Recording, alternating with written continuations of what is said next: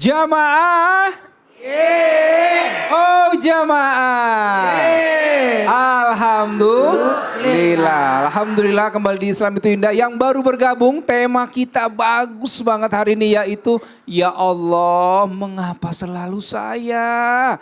Tadi kita sudah mendengar dari guru-guru kita tentang bagaimana terus memperbaiki diri, menjaga kesabaran dan ikhtiar yang terbaik. Nah sekarang kita akan menyaksikan nih, ada sebuah tayangan VT tentang sedih karena sulit menghafal Al-Quran. Ini dia kondisi ya Ustadz Syam.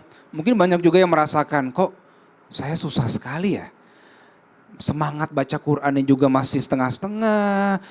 Ibadah juga masih setengah-setengah. Ini apa yang terjadi di diri saya nih ya Allah, ada apa kok susah dekat dengan Quran. Silakan Ustadz Syam. Baik, bismillahirrahmanirrahim. Terima kasih Mas Dude, tapi guruku Ustadz Maulana, Ustadz Zanada, para alim ulama yang dimuliakan Allah Subhanahu wa taala. Masya Allah, kata Imam Ibnu Athaillah As-Sakandari, kesedihan itu dibagi dua. Ada kesedihan yang asli, ada kesedihan yang palsu. Kalau kesedihan yang asli itu dia sedih karena susah dekat dengan Al-Quran. Lalu karena kesedihannya dia berusaha cari cara biar bisa dekat sama Al-Quran. Contoh tadi, susah menghafal Al-Quran, akhirnya dia cari cara, oh saya susah ini nempel hafalannya kalau baca cuma 2 kali. Maka dia tambah 20 kali. Susah saya 20 kali belum masuk juga, maka dia tambah jadi 40 kali. Dia susah 40 kali, maka dia tambah jadi 100 kali dia baca. Nah ini kesedihan asli yang bagus dan banyak pahalanya. Tapi kata Imam Ibnu Athaillah Sakandari, hati-hati dengan kesedihan yakni jebakan syaitan. Mana itu kesedihan jebakan syaitan? Aduh sedih sekali saya Ustadz, umur 50 tahun belum bisa baca Al-Quran Ustadz. Pertanyaannya, apakah sekarang dia belajar baca Quran atau cuma sedih aja? Kalau sekarang dia udah mulai belajar baca Quran, berarti sedihnya asli. Tapi kalau statusnya aja yang sedih nggak bisa baca Quran, tapi pertanyaannya tidak pernah juga belajar baca Quran, berarti sedihnya sedih jebakan syaitan. Sedih nggak lancar hafalannya, tapi TikToknya nggak pernah ditinggalkan. Sedih nggak lancar daripada hafalannya, sedih nggak lancar, nggak khusyuk daripada sholatnya, tapi tidak pernah belajar khusyuk. Kalau sedih yang asli, kenapa nggak khusyuk? Maka belajar bagaimana caranya khusyuk, berarti sedihnya asli. Ada sedih yang palsu, kenapa ya saya sholat nggak pernah khusyuk, tapi nggak mau juga belajar khusyuk, berarti sedihnya sedih kepalsuan. Aduh sedih banget nggak bisa ikut Islam itu Indah. Pertanyaannya, nanti ada undangan lagi, daftar nggak? Kalau nanti nggak daftar juga, berarti kemarin sedihnya cuma sedih drakor, sedih palsu, sedih sinetron. Subhanallah. Ada yang lagi penyakit yang kedua, virus al-wahan. Apa itu virus al-wahan? Terlalu cinta dunia dan juga takut akan kematian. Takut kematian tapi tidak mempersiapkan kematian. Ini juga takut jebakan syaitan. Takut aja dia mati. Kenapa tidak semangat ibadah? Takut mati. Justru karena takut mati semangatlah ibadah. Kenapa tidak semangat pergi ke masjid? Takut mati. Subhanallah, justru karena takut akan kematian maka semangatlah mumpung masih dikasih nyawa sama Allah Subhanahu wa taala. Dunia diciptakan sama Allah sebagai permainan perhiasan. Zuyyina linnasi hubbus syahawati minan nisa wal banina wal qanatiril muqantarati minadh dhahab ila akhir ayat. Semua disediakan Allah sama Allah di dunia ini, kita menggunakannya sebagai jembatan modal kita ke akhiratnya Allah Subhanahu wa taala. Sedih boleh, tapi jangan sampai sedih jebakan syaitan. Sedih boleh, jangan jadi sedih jebakan setan. Iya. Kalau sedih berusaha belajar dan Betul, sebagainya. itu sedihnya asli berarti. Itu sedihnya asli, Masya Allah. Boleh tepuk tangan buat Ustadz Syam? Iya. Waduh Masya Allah ya. Jadi buat yang masih sedih-sedih, kok belum bisa baca Quran, sholatnya belum khusyuk, ya belajar ya. Semoga mendekatkan diri kita kepada Allah dan bukan jadi jebakan setan. Masya Allah. Baik, sekarang kita akan bertanya ke Ustazah Qatrunada. Ya, siap. Ustazah, kita banyak mungkin orang-orang di luar sana yang merasa nih, saya mau kerja keras, saya mau kumpulin uang supaya hidup saya bahagia. Tapi ketika uang sudah terkumpul, Allah berikan ujian sakit. Ya Allah, kenapa harus seperti ini? Mungkin ada pertanyaan dalam hati seperti itu. Silakan Ustazah. Baik, Masya Allah. Terima kasih Kak Dude. Izin, Ustadz Maulana, Ustadz Syam. Bismillah, walhamdulillah, wassalatu wassalamu ala rasulillah. Jamaah, alhamdulillah. Mudah-mudahan yang hadir semuanya sehat ya. Sehat zohirnya, sehat batinnya. Ya, kalau sehat zohir badannya sehat, sehat batinnya, hatinya sehat. Udah kumpulin uang misalnya, udah kerja berusaha sampai mohon maaf mati-matian, terkumpullah uang. Loh, kok tiba-tiba ketika ada saldo cukup pengen menikmati tiba-tiba sakit, ya. Jamaah sekalian, pernah disabdakan oleh baginda Rasulullah SAW bahwasannya tidaklah seorang mukmin mukminah, muslim muslimah ketika dia diberikan sebuah ujian, hal yang menimpa pada dirinya. Satu, kegelisahan hati, ada kekhawatiran, kemudian ada sakit pada badannya, mungkin ada sakit pada perutnya, bahkan hanya dia mengalami tertusuk duri, ya pasti Allah akan menghapuskan dosa-dosanya.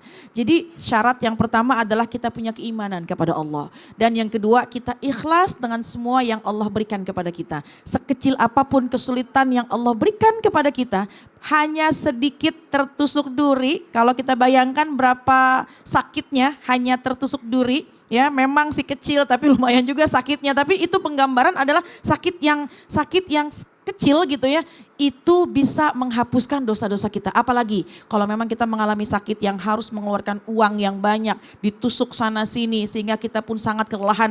Yakinlah di balik itu semuanya Allah sedang menghapuskan semua dosa-dosa kita. Itu hikmah yang bisa kita petik yang pertama. Yang kedua, ketika sudah mengumpulkan uang, tapi kenapa uangnya nggak kelihatan? Kok habis begitu aja? Bahkan habis untuk beli obat, mungkin ada teguran yang Allah siapkan buat kita tapi terkadang kita tidak menyadarinya. Ketika kau sudah diberikan nikmat, kau sudah diberikan hadiah berupa uang misalnya, rizki yang diberikan oleh Allah, sudahkah kau bersyukur? Sudahkah kau bersedekah? Karena kata baginda Rasulullah SAW, man u'tiya nikmatan walam yashkur. Siapa orang yang dikasih nikmat, udah dikasih uang dari hasil jerih payahnya dan dia belum syukur, suliba walam yashur, akan diangkat rezekinya, akan diangkat uangnya, dicabut uangnya tanpa dia sadari. Gimana tanpa disadarinya? Tuh sakit, mau gak mau beli obat. Nah, oleh karena itu kita niatkan setiap waktu, setiap saat bersedekah, bersyukur, insya Allah Allah pertahankan rezeki kita dan berkah bertambah. Amin ya Rabbal Alamin. Boleh tepuk tangan buat Ustazah Kotrun Nada ya. Jadi tetap kalaupun sakit jangan berprasangka buruk pada Allah dan terus introspeksi. Mungkin kita belum sedekah tadi ya. Itu dia. Harta kita. Baik, terima kasih Ustazah. Baik, dan sekarang kita kembali nih. Kita akan langsung saja masuk ke segmen Tanya Dong Ustadz. Kami semua tanya dong Ustaz. Baik, yang pertama Bapak yang sini ya. Oke, silakan. Boleh turun ke bawah sini. Ini Mas nih ya, masih muda ya. Sepanggilnya Mas saja. Boleh ke tengah sini Mas. Silahkan sebutkan nama dan apa pertanyaannya. Assalamualaikum warahmatullahi wabarakatuh. Waalaikumsalam warahmatullahi wabarakatuh. Nama saya Musta'al dari Lampung Timur. Sebelumnya saya mau bertanya, kadang kita berpikir tuh ada orang hidup enak banget tanpa hutang. Tapi kalau kita kok selalu diberi cobaan, selalu kelilit utang, padahal ngutang juga untuk makan. Apa yang salah kira-kira Ustadz? Oke, baik. Kelilit hutang padahal buat makan. Ngelihat orang yang nggak punya hutang kok enak begitu ya? Begitu ya Mas ya? Ya. Baik, silakan Ustadz Syam. Seandainya hutang itu adalah keburukan, maka Nabi SAW tidak pernah berhutang. Tapi Nabi mengajarkan juga ada keadaan di mana Nabi berhutang. Bahkan dia berinteraksi sosial berhutang ini kepada seorang ahlul kitab dan juga orang-orang Yahudi pada saat itu. Untuk menunjukkan hukum berhutang itu adalah halal atau mubah atau boleh. Yang haram itu adalah ribanya. Yang haram adalah ribanya, yang haram adalah berkhianatnya dalam perhutangan ini. Maka yang pertama adalah ketika ada hutang piutang, itu sebenarnya hal yang boleh-boleh saja dalam Islam. Yang dilarang adalah ketika berkhianat dalam hutang tersebut. Ada ribanya, ada nunda-nundanya, ada kabur ndak mau bayarnya, subhanallah. Kemudian yang salah apalagi? Kalau berhutangnya bukan untuk makan sehari-hari, tapi untuk bergaya, subhanallah. Maka yang salah adalah apa? Gaya hidupnya yang salah, yang melebihi daripada kemampuannya. Ada seorang ekonom mengatakan, kalau kau pengen punya sesuatu, sesuatu lalu ternyata kau hanya bisa cicil itu, maka yakinlah berarti kau belum mampu. Jangan kau beli itu.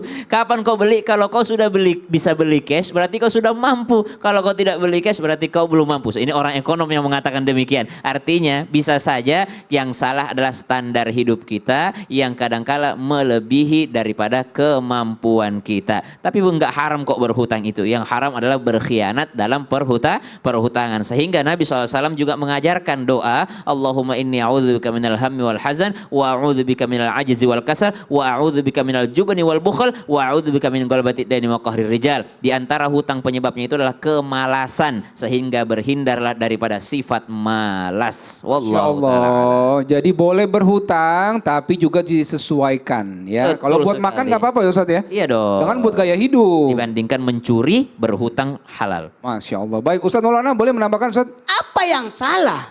Satu, yang pertama salahnya di mana? Salah pengaturan keuangan. Wa ma min dabbatin fil ardi illa 'alallahi rizqa. Sudah diatur semua rezekinya. Semua sudah diatur rezekinya. Ada orang gajinya cuma 500.000 per bulan, kok cukup-cukup aja. Kenapa? Karena pengaturan keuangan 30, 30, 30, 10, 2, 3. 30, 30, 30, 10. 30 biaya bulanan, 30 biaya harian, 30 simpanan, 10-nya sedekah.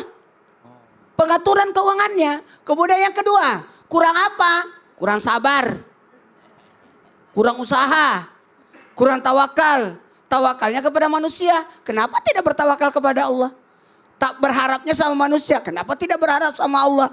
Nah, apalagi maaf tanpa menggurui, kemungkinan ada perbuatan dosa yang kita lakukan sehingga kita terlilit utang.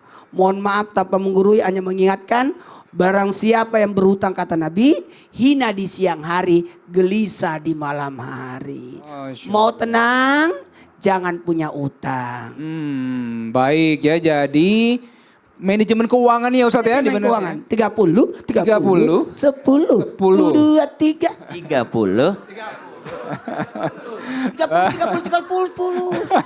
Baik, terima kasih ya Mas. Semoga masalah hutangnya Allah bereskan ya dan tidak terlilit lagi sama hutang ya. Baik, terima kasih banyak. Boleh kembali ke tempat. Boleh tepuk tangan untuk yang bertanya. Masya Allah. Semoga semua yang terlilit hutang Allah lunaskan hutangnya. Amin ya rabbal alamin. Baik, siapa lagi yang mau bertanya? Silakan. Ini yang terakhir, satu lagi silakan. Bapak boleh ke tengah Pak. Bertanya kepada Ustaz Zakotrun Nada dan juga Ustadz Maulana. Sebutkan nama Pak dan pertanyaannya apa? Assalamualaikum warahmatullahi wabarakatuh. Waalaikumsalam warahmatullahi wabarakatuh. Perkenalkan, nama saya Rifai dari Pondok Pesantren Nurul Jannah, Lampung Timur. Nurul Jannah. Saya mau bertanya kepada Ustadz Maulana, benarkah dan Ustadz Sanada, benarkah ujian yang diberikan kepada kita untuk mengetahui kita layak masuk surganya Allah, tetapi bukannya masuk surga karena rahmatnya Allah, bukan karena ujian kan Tat? Oh baik, jadi ujian itu bisa membuat kita masuk surga. Tapi juga masuk surga karena rahmatnya Allah. Begitu ya Pak ya? Iya. Baik, silakan Ustazah Ya. jawab dulu. Masya Allah. Bukannya karena rahmatnya Allah, tapi kok karena ujian gitu ya, jadi berbolak-balik ya. Ada sebuah ungkapan, ada sebab, ada akibat. Sebab diuji dulu, dilihat tuh sebabnya, apakah sabar, apakah kita terus menyerahkan diri kita kepada Allah, apakah ketika diuji kita tidak lupakan Allah, itu sebab diuji kita tidak meninggalkan Allah, akibatnya Allah mencurahkan rahmat buat kita. Jadi ada kaitannya, jadi diuji dulu, wabasyir sabirin alladzina iza asobathum musibah, qalu inna lillahi wa inna ilaihi rajiun. Kasih kabar gembira buat mereka, yang mereka ketika diuji, mereka tetap tidak melupakan Allah, dia mengembalikan semua ujiannya kepada Allah. Innalillahi wa inna ilaihi rajiun. Lalu wabasyir sabirin, kasih kabar gembira buat mereka. Apa kabar gembiranya? Allah sedang menyiapkan rahmat. Allah sedang mempersiapkan kebaikan buat dia. Apa di antara kebaikannya? Aku sudah siapkan rumah di surga. Jadi sebabnya dulu jalanin, sebab memang diuji, ada akibatnya. Akibatnya sabar, tuh rumah di surga. Masya Allah. Masya Jadi Allah. ada sebab akibatnya ya. Iya betul. Sabar nanti Allah berikan rahmat. Amin. Masuk surga Masya Allah. Ustadz Maulana boleh silakan Ustadz. Ya buat Bapak dan buat semuanya yang lagi diuji. Kenapa sih di dunia ini kita diuji? Ya hidup ini memang tempatnya diuji. Mohon maaf, sunnatullah memang hidup di dunia pasti diuji. Kenapa? Orang kaya diuji, orang miskin jelas. Orang cantik diuji, yang kurang cantik jelas. Semua diuji, mohon maaf, tanpa menggurui. Dan jadikanlah ujian itu untuk menjadikan kita jauh lebih baik. Mohon maaf, mau tahu nggak kualitas sesuatu barang? Diuji dulu, baru ketahuan. Jadi untuk mendapatkan rahmat ridha Allah adalah salah satunya adalah bentuk ujian. Apakah makin naik imannya atau makin turun? Dan semua adalah ujian. Jangan menyangka ya sesuatu yang buruk ujian. Yang baik pun justru ujian. Banyak orang lulus diuji dengan kekurangan. Tapi banyak orang gagal ketika diuji dengan kelebihan. Banyak orang bermesra-mesraan suami istri ketika miskin. Tapi ketika kaya ternyata dia selingkuh. Betul tidak? Jadi jadikan ujian itu hidupin dari ujian. Makanya permintaan kita, ya Allah berikanlah aku ujian yang mampu aku jalani dan bisa mengangkat derajat saya. Itu yang kita minta. Amin ya rabbal alamin. Orang tinggi diuji dengan tingginya, orang pendek udah jelas. Baik ya Pak Rifai ya, sudah jelas ya Pak. Sudah jelas. Semoga kita semua nih manusia tadi kata Ustadz adalah selalu akan diuji sama Allah. Jadi mudah-mudahan ujian ini membawa kita menjadi lebih baik lagi insya Allah ya. Terima kasih Pak Rifai di sini aja Pak ya. Ustadz Maulana terima kasih banyak. Ustadz Zakotrun Nada terima kasih. Ustadz Syam terima kasih buat semua ilmunya. Jamaah terima kasih sudah hadir hari ini. Dan mudah-mudahan hari ini kita mendapatkan ilmu dan hikmah dari tema kita ya. Sampai ketemu di episode selanjutnya. Jamaah. Oh jamaah. Alhamdulillah. Wassalamualaikum warahmatullahi wabarakatuh. Waalaikumsalam warahmatullahi wabarakatuh.